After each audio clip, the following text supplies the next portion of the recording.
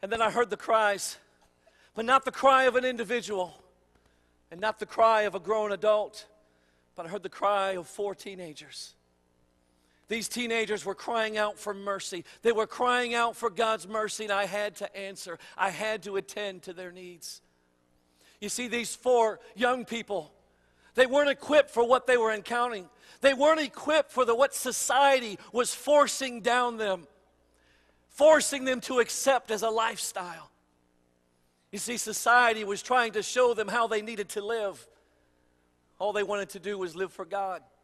But they found themselves in circumstances of drugs and alcohol. They found themselves under the pressures of peer pressure and sexual pressure. And Justice, when I arrived, this is what I saw.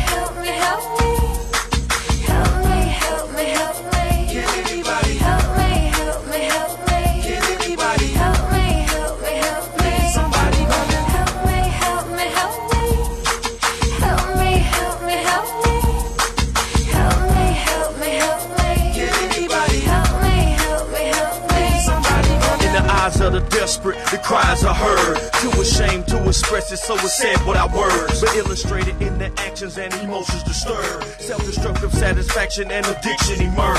It all started in the garden with an innocent glance. Now innocent's chance is slim cause the addiction advanced. Now children with bloody hands write their name on the wall and hang it them all and leave a stain of pain on us all.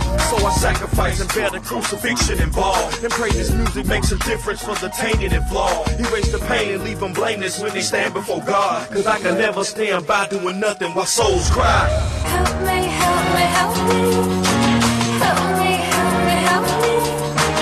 Help me, help me, help me. Can anybody help me, help me, help me. Somebody help me, help me, help me. Help me, help me, help me. Help me, help me, help me. Can anybody help me, help me, help me. Somebody help me, help me, help me, help me.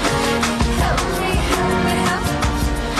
Help me, help me, help me. Anybody help me, help me. When I got there, I saw young people that were just wanting to live a decent life.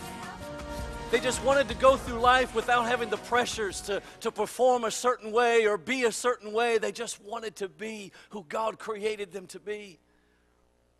In Justice, I saw young people that had received a calling on their lives, and they found themselves being rejected and persecuted. Young people that just wanted to live for God, but finding nothing but heartache. And those that just wanted to live without the fear of sexual sins and sexual diseases and the pressures and the fear of pregnancy. Just wanting to live a life without those pressures. A life of purity. In Justice, I found teenagers that had made bad choices, and at the end of the rope, looking for hope, looking for an answer. So Justice, I had to stop. I had to stop and minister to these young people. I couldn't pass them by. I couldn't leave them in the circumstances they were in. I couldn't leave them by themselves. I had to stop by and restore hope into their lives once again.